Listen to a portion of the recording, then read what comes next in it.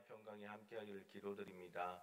오늘도 우리 주님이 주시는 은혜 가운데 거하고 그 은혜를 누리고 나누는 세상에서 가장 행복한 하루가 되기를 주님의 이름으로 기도합니다. 하나님께 쓰임받은 사람 여호수아에 대해서 세 번째 시간을 갖습니다. 오늘은 실수라는 것에 대해서 우리가 함께 말씀을 살펴보길 원합니다. 사람은 누구든지 살면서 한 번쯤은 실수를 해봤을 것입니다. 내가 잘하던 일을 실수하는 것, 또는 내가 해야 할 일들을 잊어버려서 실수하게 되는 것, 누구나 한 번쯤은 경험해 봤을 것입니다. 실수라는 것은 조심하지 아니해서 잘못한 행위를 뜻하는 것입니다. 나의 부주의로 인하여 잘못된 행위를 하게 되는 것, 또 그로 인해서 피해를 입게 되는 것, 그럴 때 우리는 실수했다라는 표현을 사용합니다. 그런데 우리들뿐만 아니라 성경에서 믿음의 사람이라 불리는 그러한 인물들도 실수를 한다라는 것을 알 수가 있습니다. 특히 믿음의 사람들이 하나님 앞에서 실수한 모습을 우리는 성경을 통해 종종 볼 수가 있습니다.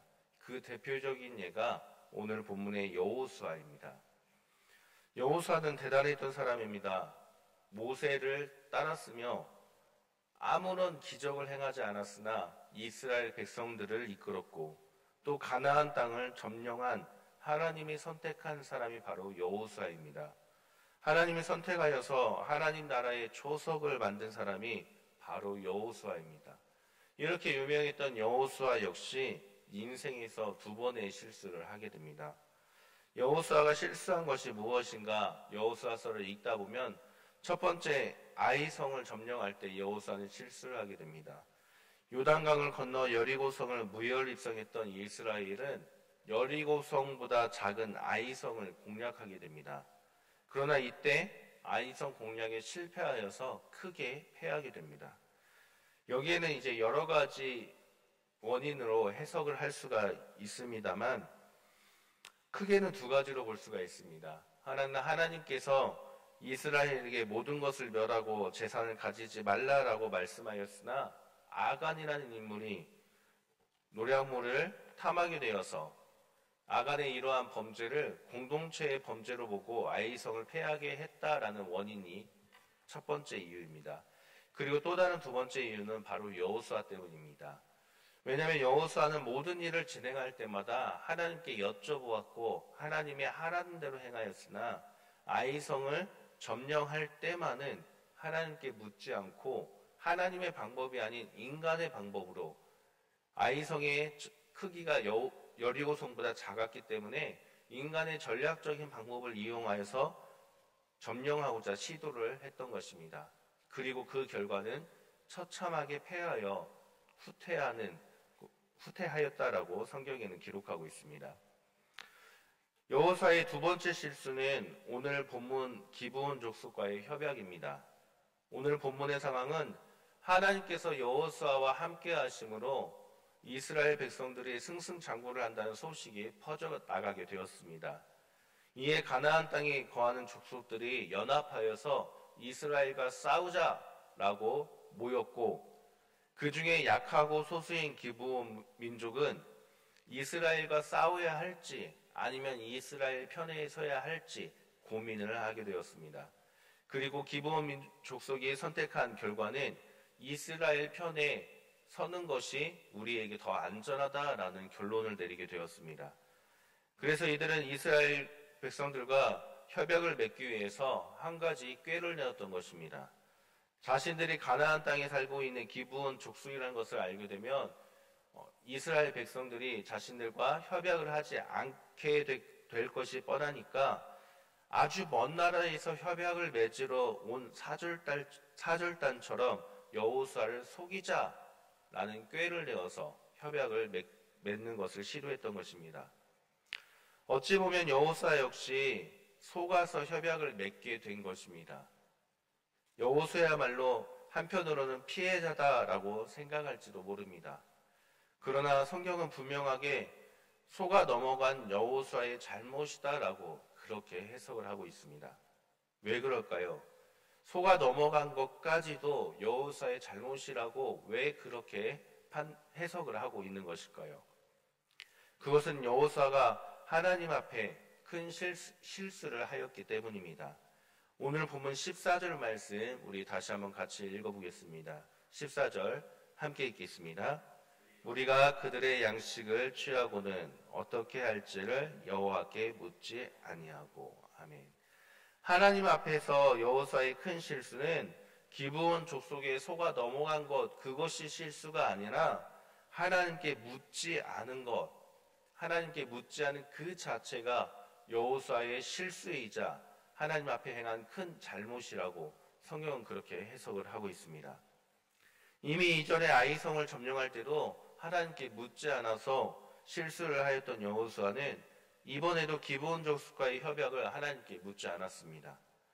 어느 족속과 협약을 맺는다라고 할 때 하나님께 먼저 물어봐야 되고 하나님의 응답이 있으면 그 응답대로 행하는 것이 이스라엘 백성들의 삶입니다. 이미 아이성 함락 때 하나님께 묻지 않아서 크게 패한 적이 있었음에도 불구하고 여호수아는 이번에도 또 하나님께 묻지 않고 기브온 족속의 말에 속아 협약을 하게 되었다라는 겁니다. 모든 일에 있어서 하나님을 의지하고 하나님께 물어야 되는데 사람을 믿어버려서 기브온 족속과 협약을 맺어 그들의 생명을 보존하기로 여호수아 자의대로 약속을 하게 된 것입니다.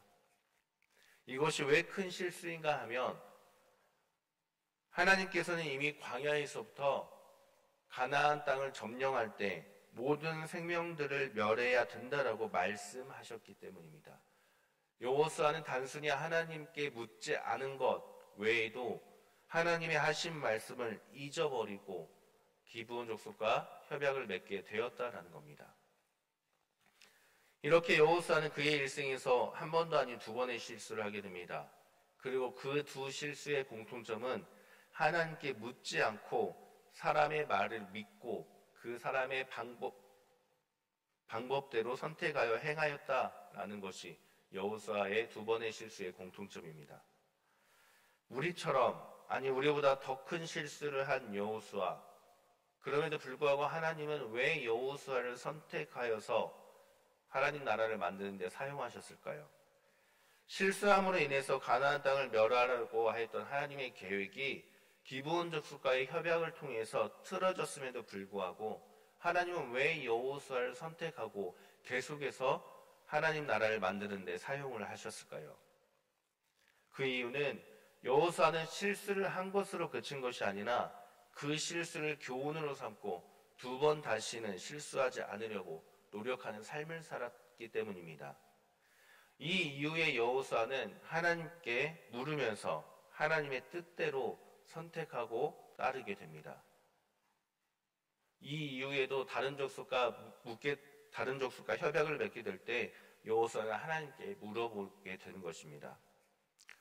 이렇듯 하나님께 물으며 하나님의 뜻대로 살아가는 여호수아. 그래서 성경은 여호수아서 11장 15절에서 이렇게 해석을 하고 있습니다.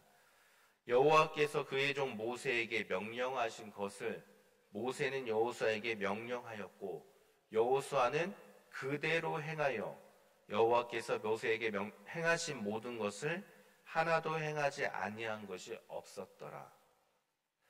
실수를 하였지만 그 실수를 교훈 삼아서 사람을 의지하지 않고 하나님만을 의지하며 하나님께 물으며 그렇게 자신의 삶을 살아간 여호수아는 결국 하나님이 하신 그 말씀 그대로 행하여서 하나도 행하지 아니한 것이 없었다라고 성경은 그렇게 여호수아를 평가하고 있는 것입니다.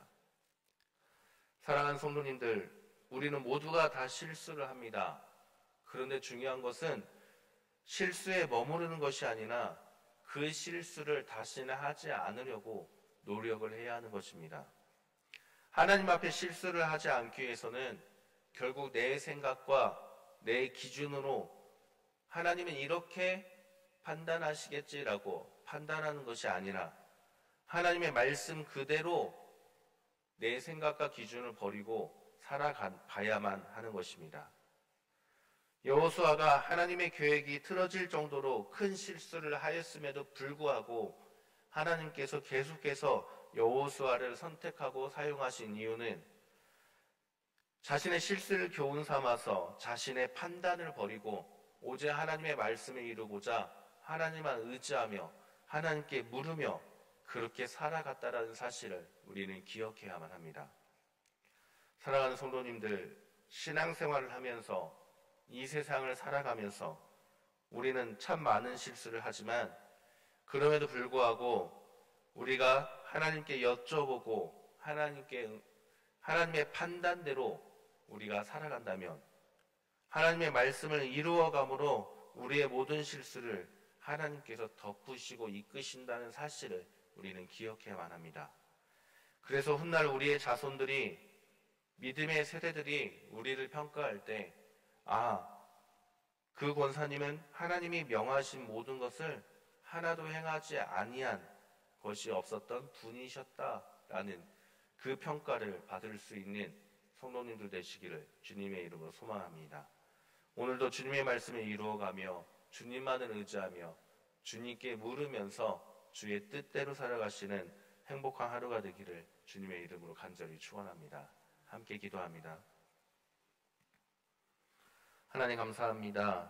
주님 앞에서 실수할 수밖에 없는 우리들이지만 우리 삶의 작은 것 하나하나 모든 것을 주님께 여쭤봄으로 우리가 판단하지 않고 주님의 말씀대로 살아갈 수 있는 오늘 하루가 될 수 있도록 우리의 삶을 이끌어 주옵소서. 오늘도 주님과 동행함으로 주님 뜻대로 이끄는 하루가 될 수 있도록 축복하시고 오직 주의 말씀대로 걸어가는 하루가 될 수 있도록 우리의 발걸음을 인도하여 주옵소서. 예수님의 이름으로 기도드립니다.